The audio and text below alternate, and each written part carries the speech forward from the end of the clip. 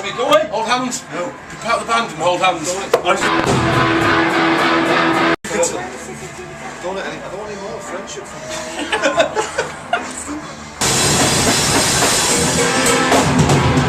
you. Hi. Oh, no.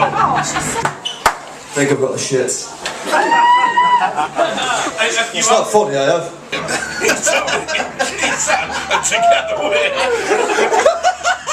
Hello, I'm Zan, I'm bass player in Boddickers, I also do vocals. Okay. That's for the, like... I'm Tony, I'm the guitarist in Boddickers. I also sing.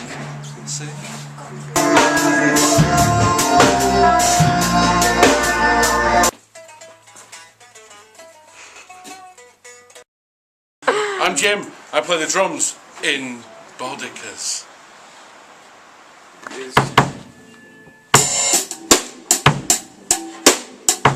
Oh, okay. Why am I not dead? See you, Mark. See ya. I'm fucking gasping for breath. I haven't got any oxygen. Oh, I like it. yeah, I like it. Here is Grand Central for people, the point of reference, people who suck and who aren't from Manchester. Yes, Grand Central's the greatest metal pub of all time. It's a really, really, really nice little venue. Very appreciative crowd. Having said that, I think my favourite place I've ever played has probably been the Academy 3, with previous bands as a session guy. But how about you, Sue? Glasgow Barfly. Really? I really enjoyed that. Okay. I don't enjoy myself. Not just handsome, but he can open a coconut just by looking at it. He made music. We're the band. No, we just we started writing together after the last band split up. We needed a bass player, and Zan, we knew through our old band he was a fan of us, and just came along, spoke to us through wonderful medium of Facebook. Yeah. And then said I can play bass. We met and it just gelled, it worked, and then from then on we've grown to tolerate each other. Pretty much. Bollocks! It's all bollocks! Bollocks! Keep it filming.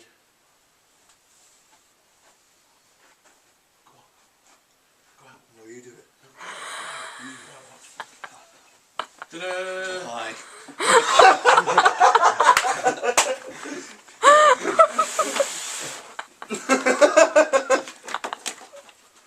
If it wasn't for Blueprint, I don't think we'd have the kind of regimented ethic that we have, because it's not the kind of practice room where you're just thrown in somewhere with a PA and they go, right, have fun, and they charge you over the odds for a drum kit you don't need. Like, we're really kind of, centralised and regimented and really, kind of go for it in there.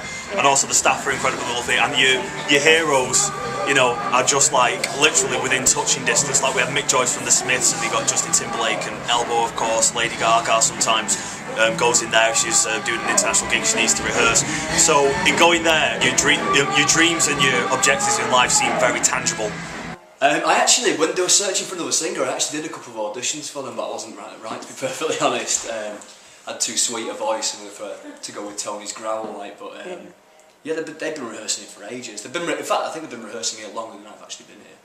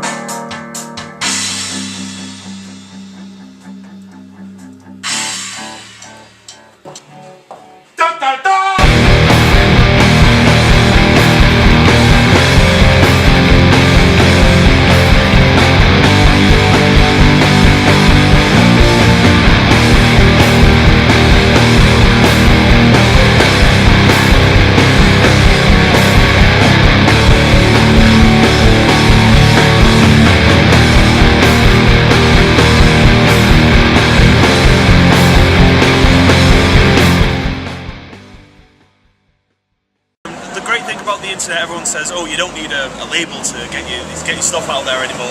Although it's harder for people to take notice, it's kind of saturated the market as MySpace and Facebook and Bandcamp and SoundCloud and all.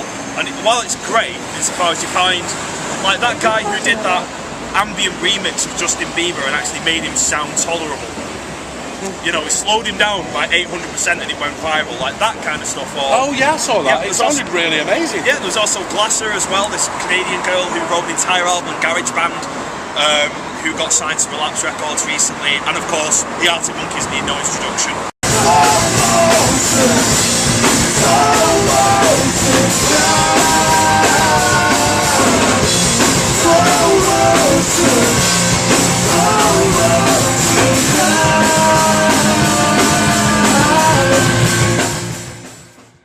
The other thing is that I think a lot of bands go at it like a business, and what they forget is that the band's made up of people. If people speak to people on that same plane, you can kind of interact with people more rather than saying we're a band or we're a business or we're a service and you need us. People don't like that anymore. People would prefer the kind of personal approach. Yeah, it's also and bribery and heavy weaponry. Support new music. This song's called Dead.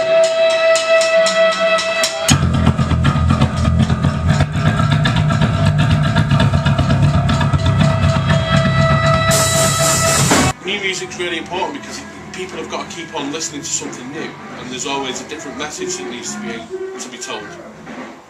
It's heartless. It's absolutely. It's good fun to do it. It really is. It's really good fun. But if you want to do it seriously, you've really got to either have a screw loose, because you've got to be fucking stupid to try and do this for a living. It's hard as fuck, and it's thankless at times, and sometimes it's really good. So yeah, it's ever changing. It's always changing, and it's really hard to get your music out there to people who aren't interested. They'd prefer to have something shown to them by majority of the media, than rather go out to see unsigned bands at the local venue. That's the truth of it, and that's the trouble. When you're this small as a band, they don't really give a shit. So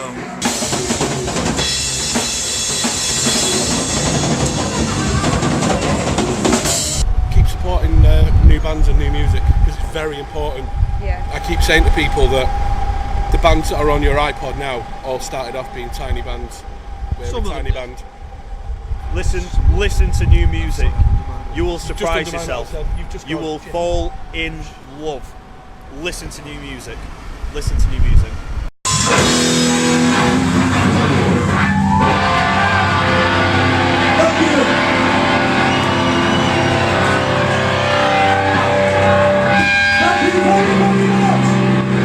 Have a great night. See ya.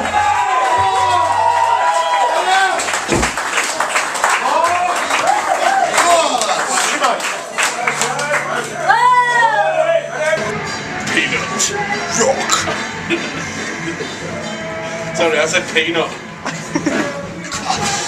We're Boddickers, and we do atmospheric alternative rock for you, but not him. F off, cunt. That's the C word.